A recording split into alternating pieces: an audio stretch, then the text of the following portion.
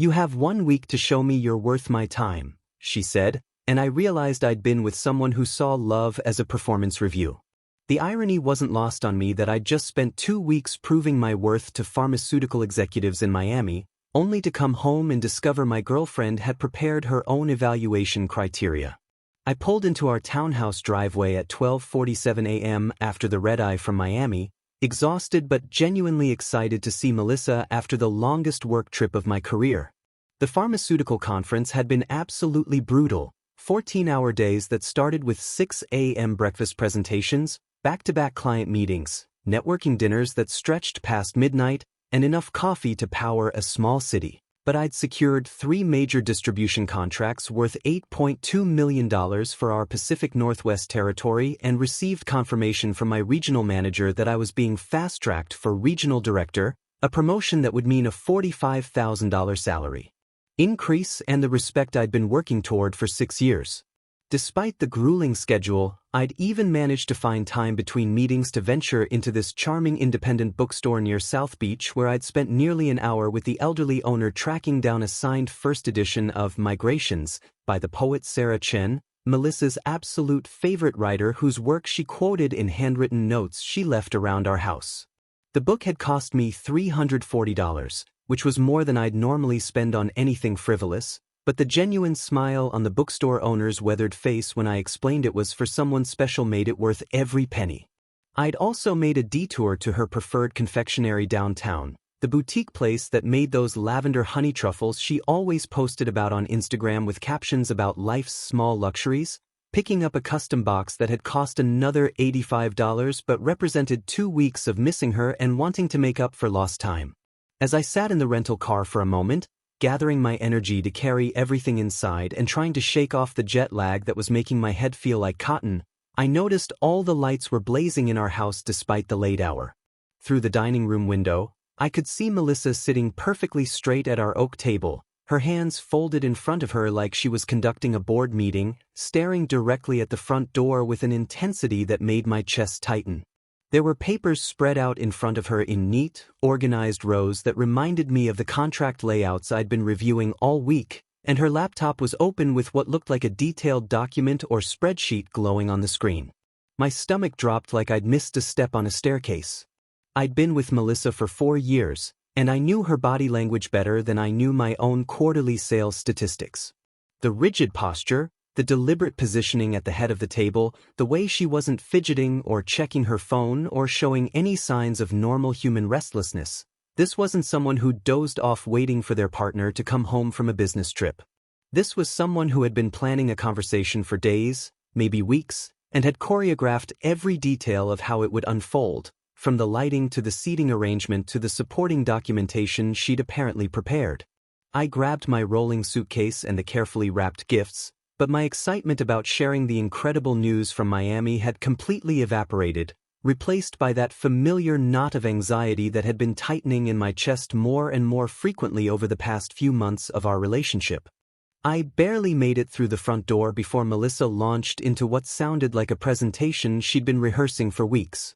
"Owen, I've been doing a lot of thinking while you were gone, and I've realized we need to have a serious conversation about the future of our relationship," she said, her voice carrying that controlled tone she used during her marketing presentations at work. She gestured to the chair across from her like we were about to conduct a performance review, which, as it turned out, wasn't far from the truth. "I've created a comprehensive assessment framework to evaluate where we stand over the next 7 days," she continued, sliding a printed document across the table toward me. I stared down at what could only be described as a relationship spreadsheet, complete with daily expectations, quality time requirements measured in hours and minutes, emotional availability metrics, and even a scoring rubric for how I should demonstrate my commitment. There were categories like active listening score, 1 to 10, spontaneous affection frequency, and career versus relationship priority balance. At the bottom was a section labeled Weekly Evaluation Outcome with 3 possible results: relationship continues, probationary period extended, or mutual separation agreement. I looked up at Melissa, who was watching my face with the intensity of someone monitoring a scientific experiment. "You've got to be kidding me," I said, but she shook her head with complete seriousness. This isn't a joke, hon. I've been tracking patterns in our relationship for months, and the data is concerning. That's when she pulled out her phone and began scrolling through what appeared to be a meticulously organized collection of screenshots and documented incidents. I have records of every text you sent after 8 p.m. that mentioned work, calendar entries showing 17 business dinners in the past 6 months, and a log of conversations where you brought up your job within the first 10 minutes. She turned her laptop screen toward me, revealing a shared document titled OWN Relationship Performance Analysis that contained months of entries I'd never seen before. Each entry was dated and categorized. March 15th discussed quarterly projections during romantic dinner, negative. April 22nd, canceled weekend plans for client emergency, major negative. May 8th, spent 45 minutes on work call during movie night, negative. I realized this wasn't a spontaneous emotional outburst triggered by my 2-week absence.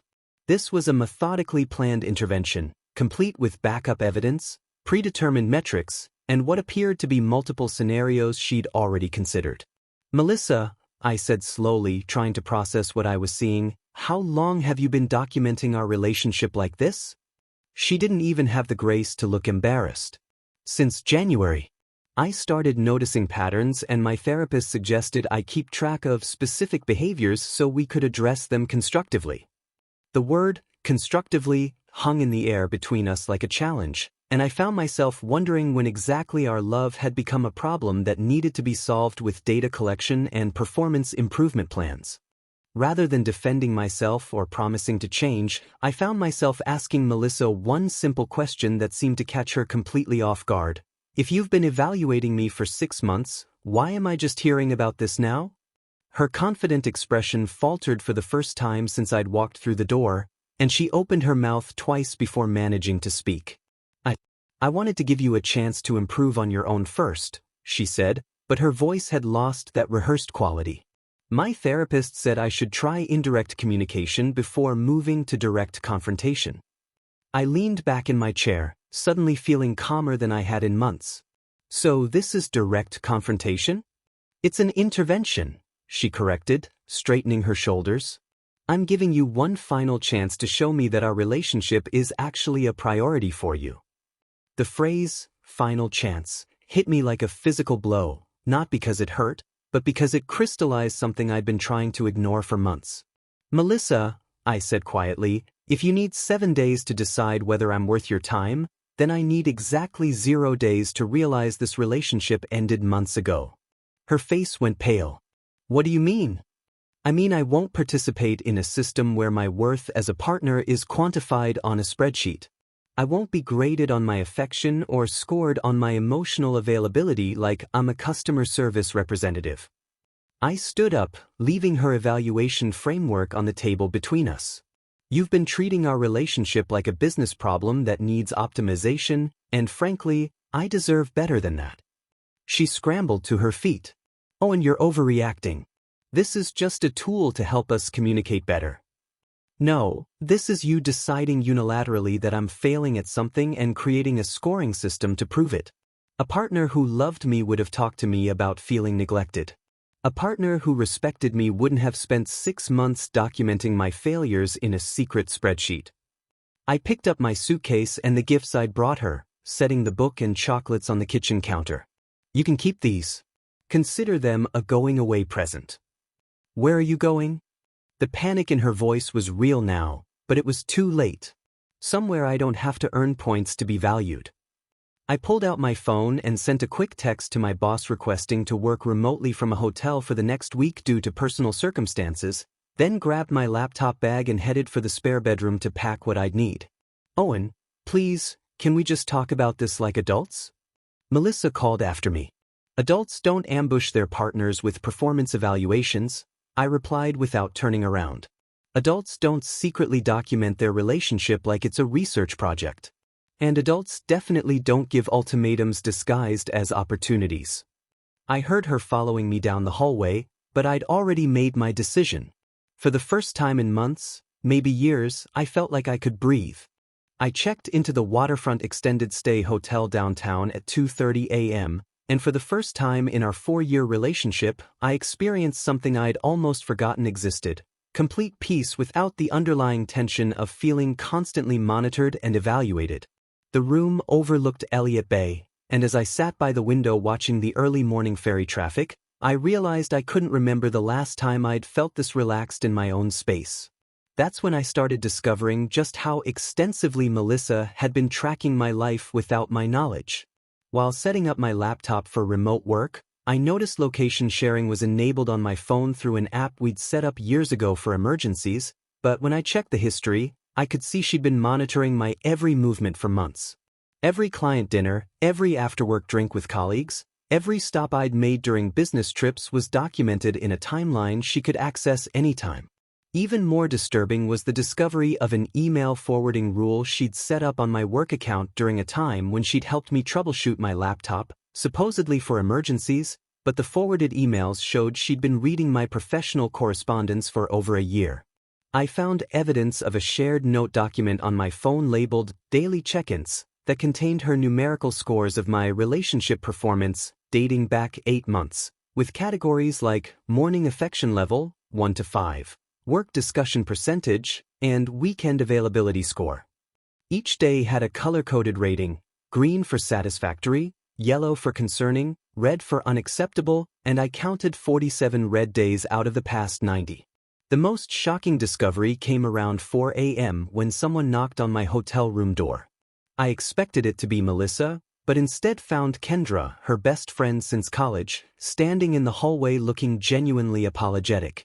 "Owen, I'm so sorry to bother you this late, but I needed to talk to you before Melissa spins this into something it's not," she said, clearly having been crying. I've been telling her for over a year that this behavior would backfire, but she wouldn't listen.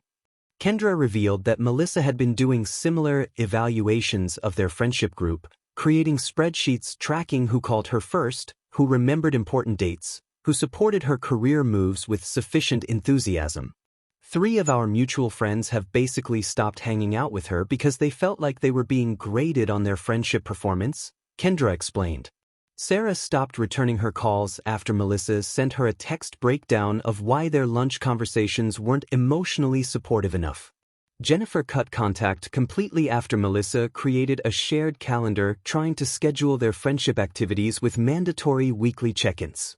I stared at Kendra, realizing that what I'd experienced wasn't an isolated incident of relationship anxiety but a pattern of controlling behavior that had been driving people away for months. "I should have warned you sooner," Kendra continued, "but I kept hoping she'd realize what she was doing and stop before she destroyed the best relationship she'd ever had." By day 3, Melissa's tactics shifted from calling and texting to showing up at my workplace downtown, interrupting a crucial client presentation to demand we talk like adults. I was in the middle of explaining our new distribution timeline to executives from Northwest Medical Supply when my assistant knocked on the conference room door, her face apologetic and clearly uncomfortable. "I'm sorry to interrupt, Mr. Thompson, but there's someone here who says it's an emergency," she said, and through the glass wall I could see Melissa in the lobby, pacing and gesturing animatedly at the reception desk. I excused myself from the meeting, feeling my face burn with embarrassment as I walked past my colleagues who were clearly witnessing my personal life imploding in our professional space. "Melissa, what the hell are you doing here?" I asked, keeping my voice low but firm.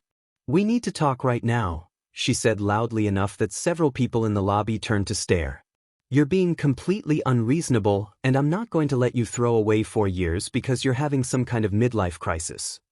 My manager, David Rodriguez, approached us with the careful expression of someone trying to defuse a potentially volatile situation. "Owen, is everything all right? Do you need security assistance or should I contact HR?" he asked quietly, and I realized that my personal drama was now affecting my professional reputation in ways I hadn't anticipated. After I managed to convince Melissa to leave with promises that we'd talk later, David pulled me aside with genuine concern. "Look, I don't want to pry into your personal business, but if you need any kind of support or intervention, the company has resources available," he said. "That kind of workplace disruption can create liability issues, so just let me know if you need help handling this situation." The humiliation of having my relationship problems spill into my career was crushing, But it got worse when Melissa began posting cryptic messages on social media that evening. Her Instagram stories featured quotes about toxic partners who abandon relationships when things get real, and men who can't handle a strong woman's standards, accompanied by photos of herself looking thoughtfully sad against scenic Seattle backdrops. The posts were clearly designed to paint me as the villain in our story, and within hours my sister called me, concerned about what she was reading online. "Owen, what's going on? Melissa's posting some pretty intense stuff about relationships and abandonment," my sister said. Her latest post talks about someone being too cowardly to work on themselves and running away when confronted with truth.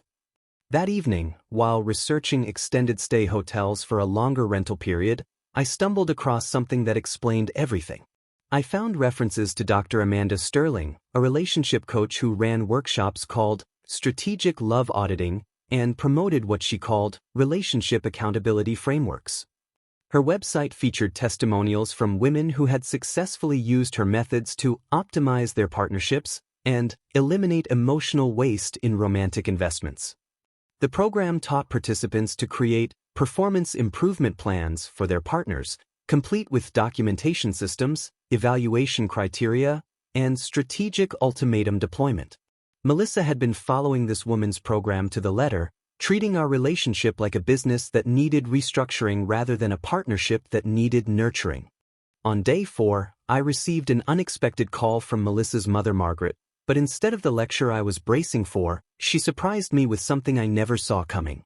"Owen, I hope you don't mind me calling, but I needed to talk to you before this situation gets any worse," she said, her voice carrying a weight I'd never heard before. "I went through something very similar with Melissa's father 30 years ago, and I've regretted it every single day since." Margaret explained that during her early marriage, she'd become obsessed with creating structure and accountability in their relationship, giving her husband ultimatums and performance standards that she believed would make him a better partner. "I thought I was being strong and setting healthy boundaries," she continued, "but what I was really doing was trying to control someone into loving me the way I thought I deserved. He left for 2 weeks, just like you did, and when he came back, he was different. Distant. Resentful." She told me that her husband had returned out of guilt and social pressure, but their marriage never truly recovered from that incident.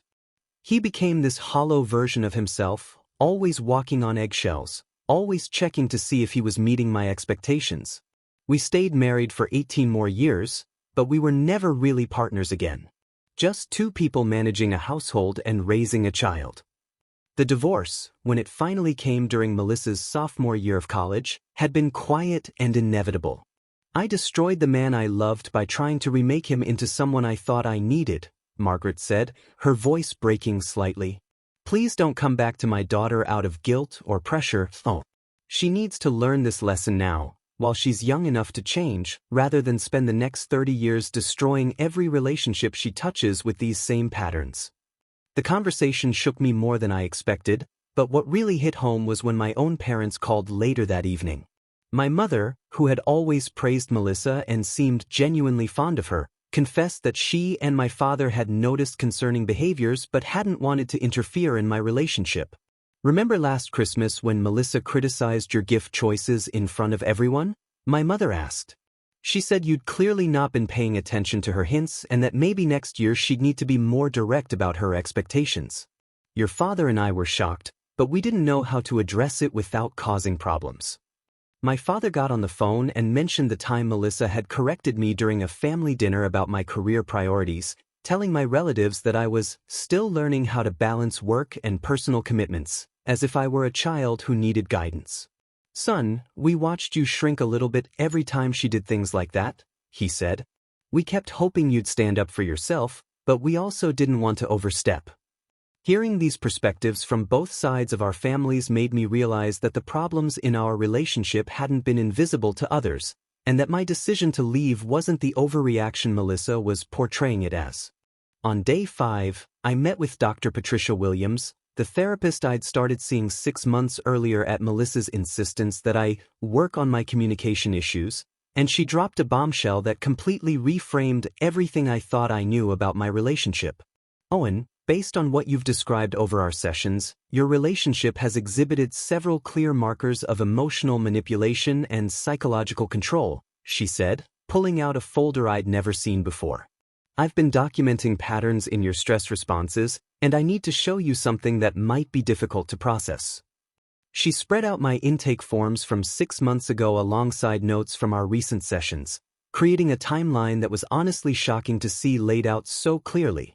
When you first came to me, you described yourself as confident in your career, decisive in your personal life, and generally satisfied with your relationship despite some minor communication challenges, she explained. Look at how you've described yourself in recent weeks, constantly second-guessing your decisions, feeling like you're walking on eggshells, experiencing insomnia and anxiety about normal relationship interactions. The comparison was brutal and undeniable. 6 months ago, I'd mentioned occasional disagreements about work-life balance but described Melissa as supportive and understanding. In recent sessions, I'd been describing a completely different dynamic, constant monitoring of my behavior, fear of saying the wrong thing, and a persistent feeling that I was failing at something I couldn't quite identify. Owen, the promotion you just earned came despite your relationship dynamics, not because you'd achieved some kind of healthy balance, Dr. Williams continued. Your work performance has actually improved since you've been staying late at the office, partly because it's become a refuge from the tension at home. She showed me notes where I described feeling more relaxed and confident during business trips, and how I'd begun to dread coming home to what I'd started calling status report conversations, where Melissa would quiz me about my day, my interactions with colleagues, and my plans for the weekend. The fact that you've started referring to your own home as a place where you need to manage your girlfriend's mood and expectations is a significant red flag, she said.